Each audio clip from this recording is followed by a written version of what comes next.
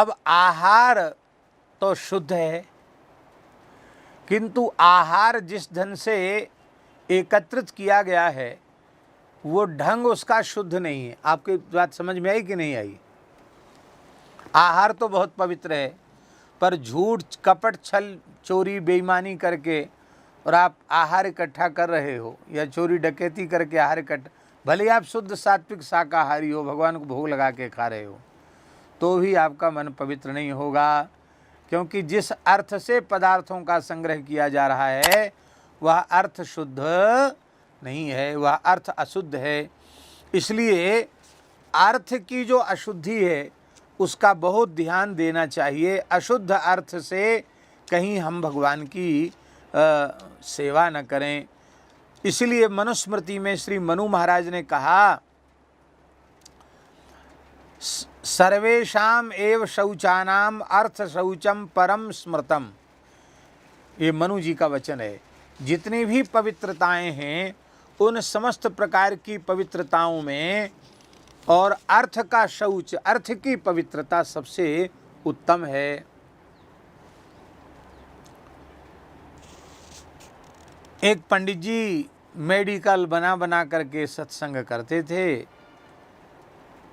Medical बना लो तो फिर छुट्टी मिल जाती है। महाराज जी को पता चला, गुरुदेव, उन्होंने कहा नहीं, ये सत्संग नहीं है, असत का संग है। झूठ बोलकर बीमार नहीं हो, और झूठ बोल करके बीमारी का सर्टिफिकेट बनवा लिया, डॉक्टर का कागज़ बनवा लिया, पर्चा बनवा लिया, उसको जमा कर दिया, छुट्टी मिल गई। तो बोले महाराज छुट्टी तो निश्चित हैं, अब आप पधारे, क्षेत्र में कथा सुनना है, आपका संग करना, तो क्या करें? बोले तनख्वाह कटेगी, छुट्टी आपकी ख़त्म है और आप फिर भी चले जाओगे छुट्टी आवश्यक कार्य से, तो क्या होगा? वेतन कटेगी। तो अर्थ का दंड स्वीकार कर लो, वेतन कटे तो कट जाने दो, लेकिन नहीं, झूठ बोल करके बीमार नहीं हो और बीमारी का सर्टिफिकेट बना करके और आप करें, वो ठीक नहीं है।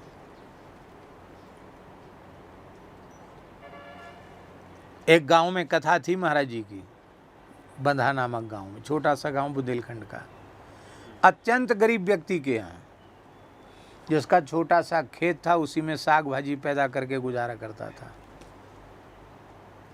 जीवन में बैंक का तो मुँह ही नहीं देखा था उसने, बैंक होती क्या है। बहुत गरीब आदमी, टूणा माते, टूणा भगत। महाराज जी को चिट्ठी उसने लिखी और महाराज जी चले गए वहाँ कथा के लिए। अब इतना गरीब था कि किसी ब्राह्मण को पाठ के लिए बुलाएंगे, पूजा के लिए बुलाएंगे, तो उसको तो दक्षिणा देनी पड़ेगी। वो इतना गरीब था कि उसको तो देना बहुत मुश्किल उसके लिए। तो पिताजी को महाराज जी ने पत्र लिख दिया कि आप वहाँ आकर के भागवत जी का मूल पारायण करें और पूजा भी करा दें वहाँ आप, और आप वहाँ रहें, हम तो आ ही रहे हैं कथा के लिए। तो गुरुदेव की सेवा मिलेगी, सत्संग मिलेगा, पाठ का अवसर मिलेगा। बड़ी प्रसन्न हुए, लेकिन उन्होंने छुट्टी नहीं थी।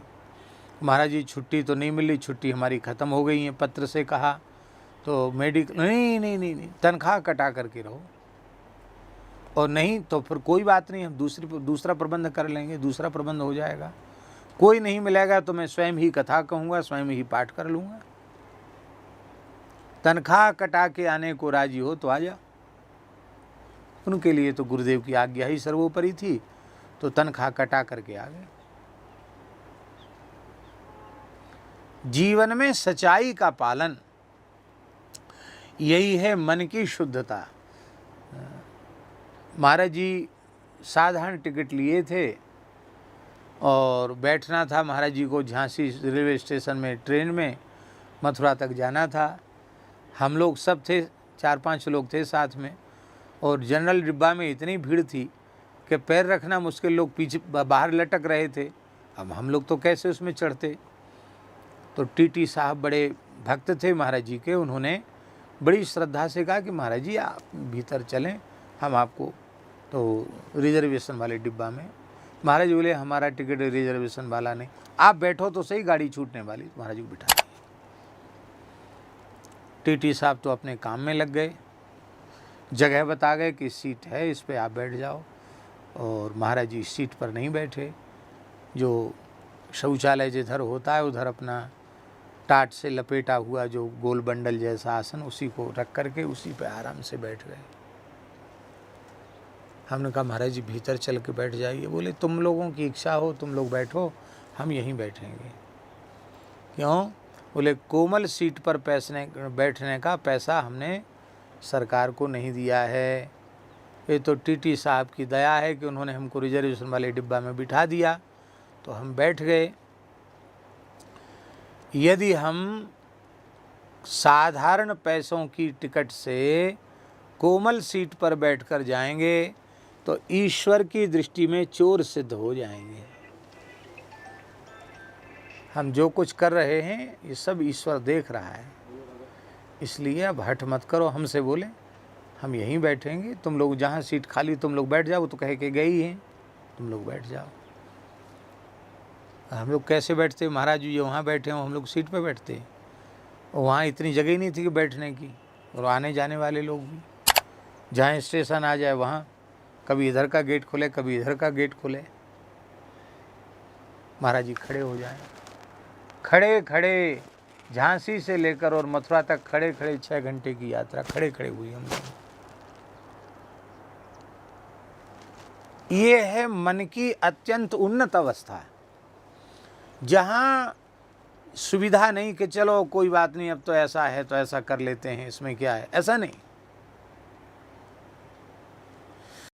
माई मेरे श्याम लगो सन